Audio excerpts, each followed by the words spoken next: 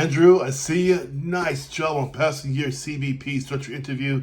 Very proud of you, man. Thanks for letting me know today. I appreciate that. William passed his BP interviews. This guy is amazing. I like talking to him. He's a good guy also. He also passed his interview. William, nice job. Andrew, great job. Let's get right down to it, guys.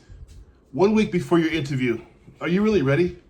Let's get right down to it. So when that Zoom window opens up, are you really ready for who you're going to be talking to? First point is this. The panel already knows, just like I do, the first minute we talk to you, if you're ready for the interview. So in my coaching program, I interview everybody within the first 10 minutes that I meet them.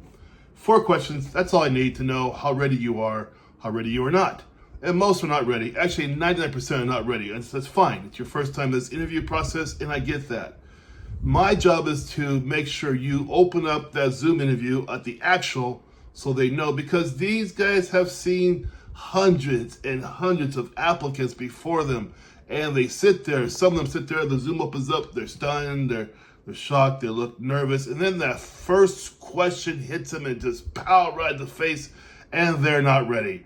Those people there are always going to join the 60.4% who are not ready, because they got this vaguity. What is vaguity? Meaning you give these vague answers, talk about CBP policy, and they don't want to hear that. Because if they ask you what CBP policy you're talking about, you have no idea what you're talking about, right? There we go. Number 2 is this. Your first answer sets the tone, right?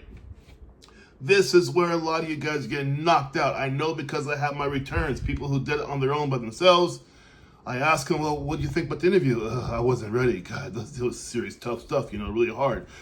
The first answer sets a tone, because when you're speaking to this federal level law enforcement panel who are not there to play games, they're very impatient. This is one impatient bunch, right? If you want their patience, know what the heck you're talking about.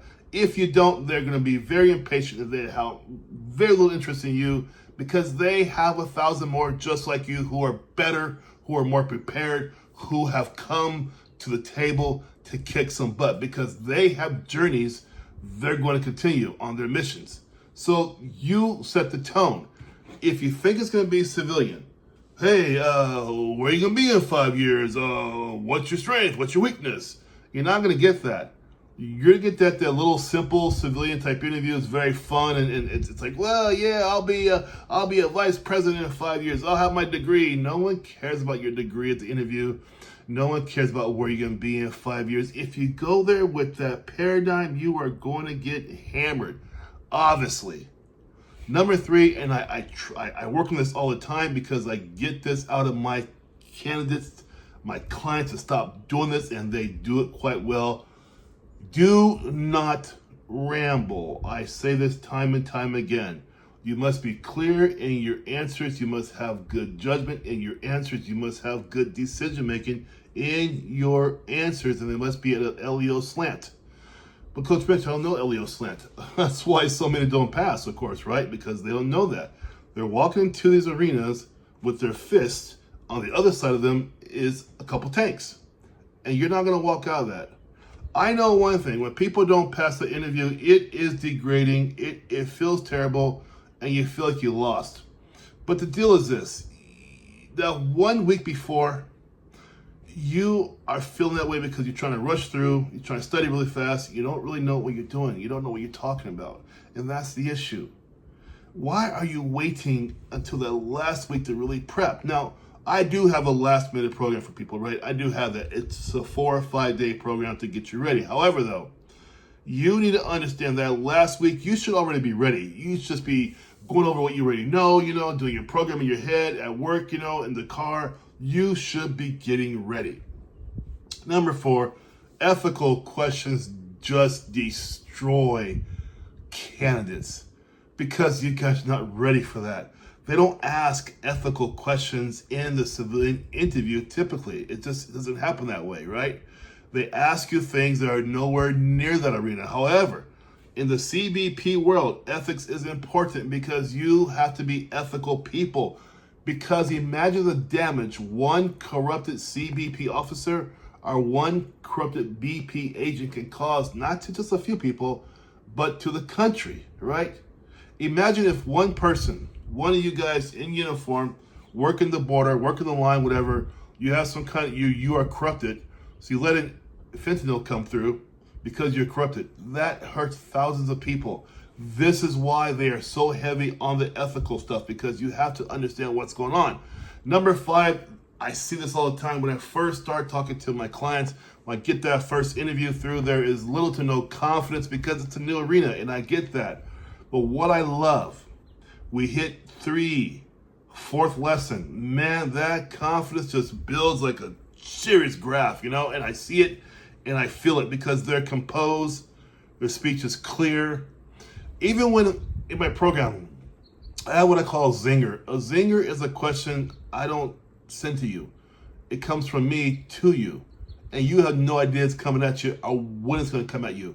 My people who adjust to that really fast are the ones who always get through it. You guys have to understand that your confidence is maybe 20% of the whole interview. How confident are you on there? Let's see.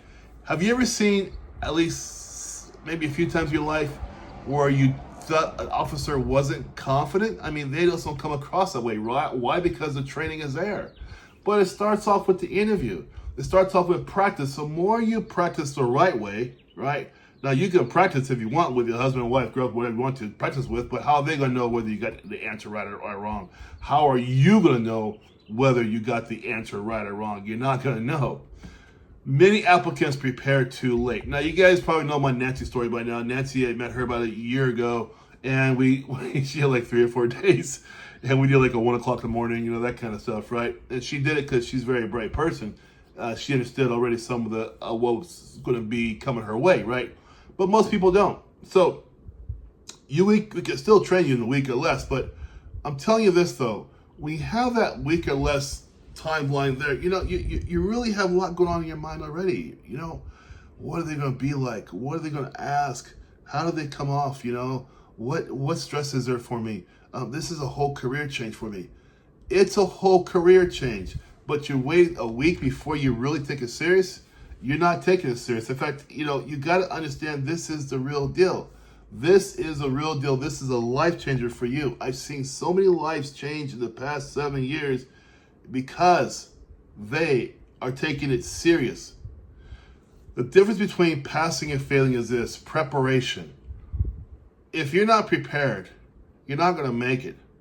My coaching program, I do have that for last minute, 5 days, 4 days, whatever. I can do that. I can't do 1 day before. That's impossible. But however, I do 3 or 4 days to help you guys out. If you guys really want a good chance of passing this interview, CBP, RBP, get into my links below.